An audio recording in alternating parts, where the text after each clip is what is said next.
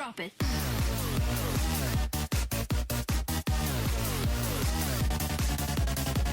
Hey guys! Alright, so as promised, here is my video talking about my hysterectomy, because remember I said I was gonna tell you guys when that happened and like what happened and give you guys updates and like film in the hospital even maybe? Yeah, that didn't happen.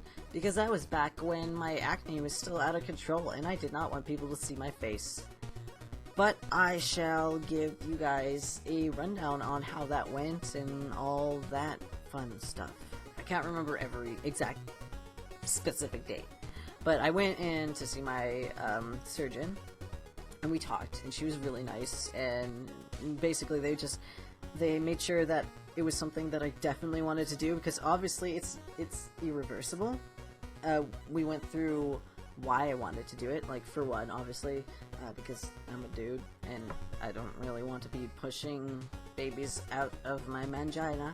Hey, if you want to yourself, that's cool. Like, that's great. Have birth children that way. That's actually pretty cool that we have the ability to do that. But personally, I don't really like the idea of pregnancy, and if I'm gonna have children, I always wanted to adopt anyways. But then there's the other thing that I literally cannot have children because of my physical disability. I've tried babysitting for like a week for daycare and it did not work out so well. So, yeah, full-time parent, that's not something I'd be able to do. Maybe like adopting a teenager would be possible, but not being a full-time. I almost said full-time adult. I can't do that either, but I would not be able to be a full-time parent. So we went through that, and everything was good. I went through all the paperwork. There's not as much as you would think. Like, it was a few pages just asking you questions about, you know, allergies and medication, blah blah blah, do you smoke weed, blah blah blah. Yeah, I thought that was gonna be kind of the end of it, and we scheduled the surgery date right there and then. That was kind of amazing, because I was like, yes, now I know exactly when I'm going to get this done, and I was super excited for that. But then I got a call back saying that I had to get another doctor to look me over as well, which I found a little bit weird, but apparently it has to be done if you're under the age of 40, I think it was, because, you know, it's irreversible, so they want to make sure that, yeah, definitely this is something you need, especially since my province covers it. So I went to see her and she was like, yeah, okay. I was like, yeah, alright, and it was done, and it was time to wait for my surgery to go over. Let me see if I still have the paper. I might actually. Oh, did I throw it out? Well, so I'll try to remember all the things that I was told to do before the surgery. So it wasn't really much. It was like, you know, don't smoke weed for like at least a couple weeks before the surgery, and like don't drink for like a week. You had to bring in your own slippers, which was kind of interesting. Slippers and house coat. You had to shower once the night before, and then on the day of the surgery you had to shower as well. You know, you want to be sure that you're extra clean. You weren't allowed to shave the area around there for 2 weeks, I think it was, 2 or 3 weeks, which is fine, because like I don't shave my stomach anyways, and I just kind of, you know, the pubic area I also left unshaved just in case, because like I wasn't 100% sure. So whatever. And there was like some dietary restrictions, like you had to do an enema. Yeah, an enema. That was whatever. It wasn't anything that I'm not used to, because I get colonoscopies, so who cares. So yeah, you had to do the enema. You couldn't eat for like a day before surgery or something like that. And you weren't allowed to drink water on the day of, kind of thing, like after you wake up. Which kind of sucks, because, you know, you want to. But yeah, so that all happened. And then we went in, and I got to get changed into my house coat and the hospital gown and my slippers. And they put me in a bed, and yeah, I was just kind of laying there. And I wasn't really stressed, I wouldn't say, because I don't know, I trust my surgeons, and for me it wasn't really that scary, because like, the hysterectomies now, it's not as much of a risky surgery. That's not the right word, but that's the word I'm gonna go with for now because my brain is frying doing a couple videos in a row. So before, you know, they'd have to like cut you open and like move organs out of the way and grab everything, or I think they might have gone in through the vagina or something, so there was like that healing process too. I don't really know, but now it's like 4 really small incisions, like seriously like that big, like they're tiny. Actually, it's a bit smaller than that, but they're really tiny incisions, and you don't really have to worry about that. So it's not something that you have to be scared of. So I wasn't really frightened, and we talked a little bit, and then they wheeled me into the surgery room, and I joked with the surgeons, and they're like, hey, are you nervous? I'm like, oh, not as much, seeing all your beautiful faces, and they got a kick out of that.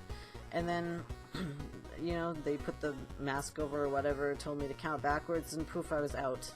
And I guess I must have woke up like right after it was over, kind of thing, because like they were removing the catheter, and that was I wish I didn't wake up for that, because that was not fun.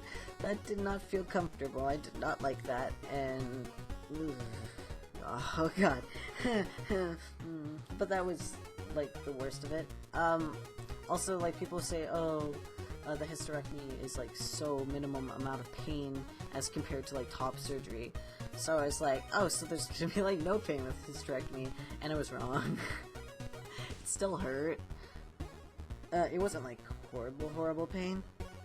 I mean, I've had worse, to be completely honest, with like my colitis flare-ups and stuff, but it was pretty bad, and I kind of wanted to, you know, take as many painkillers as I could, but at the same time I don't like taking painkillers, so that was fun. But I was up and moving pretty soon, and they were pretty impressed because like I barely needed assistance. I kept getting up to go to the bathroom. Like I never needed to use the bedpan because, like, I don't know, I handle surgery and stuff pretty well, and they were all pretty surprised at how quick I was recovering. So after I got out of the hospital, they gave me the sheet, and I'll kind of like read off some of the stuff. Like, this is all the discharge papers that I still have, because I was gonna do this video a long time ago. Yay, I get to throw these out after I do this video, I guess. Obviously, you're not supposed to drive. Like, you need someone to take you home, and they might keep you overnight, sometimes they don't.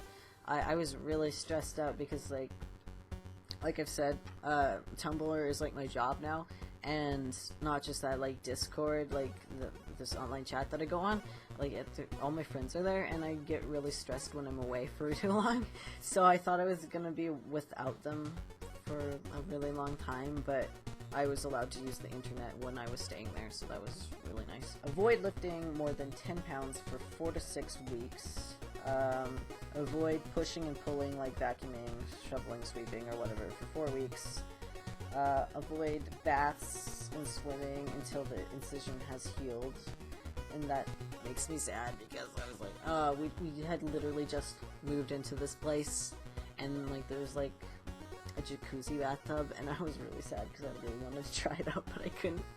Like, literally, I got this surgery the day before we moved, and it was not fun. And the only fun part was that I didn't have to actually help with the move because I couldn't. So I got out of that. Yay, my laziness was screaming in delight. You also are supposed to have like small amount of bleeding for like 3 to 5 days afterwards, but I never did. So that was interesting. You have to wear like menstrual pads just in case, right? And I was like, these are literally the last ones I will ever need. But I still got like a giant pack because, you know, why not? And I guess people who have a vagina and, you know, ovaries and stuff come over and they need a pad, now I have them. Avoid sexual intercourse until vaginal discharge has stopped and you feel comfortable. So like until the bleeding and stuff has stopped. But she told me that I should avoid it for like 4 to 6 weeks as well. Because I mean, obviously sex is an exercise, providing that you're doing some of the work. And even if you are literally just starfishing, you still get all sweaty and stuff. So yeah, it's just better to avoid that for a while. And then you gotta take care of the incisions, blah blah blah. What else is on here? Yeah, and I got drugs. Yeah. So, there's not really much. I will show you guys the incisions, maybe. I will try to show you the incisions anyways. I don't know how well the camera's gonna pick them up because they're tiny as heck, and they're just scars now. Alright, so, you can see one right here. See how small that is? That's so freaking tiny. Then there was one in the belly button, which was gross. I hated it because there's like still a stitch there, and it falls out on its own, but I really dislike that. Then there's one right here, but that one's like so fully healed that you wouldn't be able to see it anyways.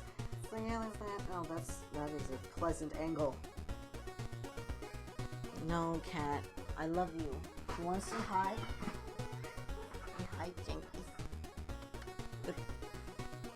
Right when I try to talk. Yeah.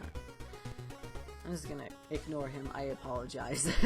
So the pain afterwards wasn't too horrible. It was irritating, like, at the most, like, because I couldn't unpack things, and we just moved in here, so I wanted to unpack, I wanted to get stuff done, I wanted to start my voice acting again, but obviously, you know, voice acting is, well, I know it doesn't seem like that would make a difference, but it's like in your stomach, and sometimes you gotta talk from your stomach, and put like a lot of effort into it, and emphasis, and it doesn't work when you're in pain.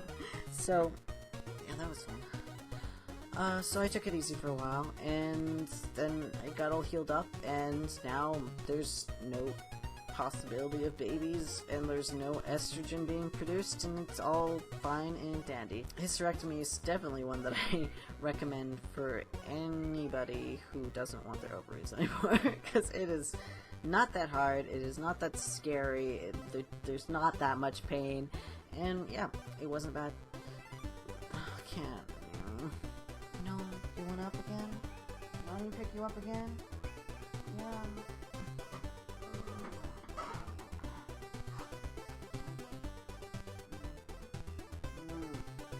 No. Yeah, I love you too. So that's pretty much it, and yeah, I'm just glad that I got that out of the way, and I'm sorry that it took so long again. I just haven't been able to record, so yeah, but now you guys know, and hopefully that's enough information. If you have any other questions, just ask them down below and I will reply to you and stuff, and yes. So if you like this video, then good, because you should, and I'll see y'all in the next one. Bye. You say bye? You say bye?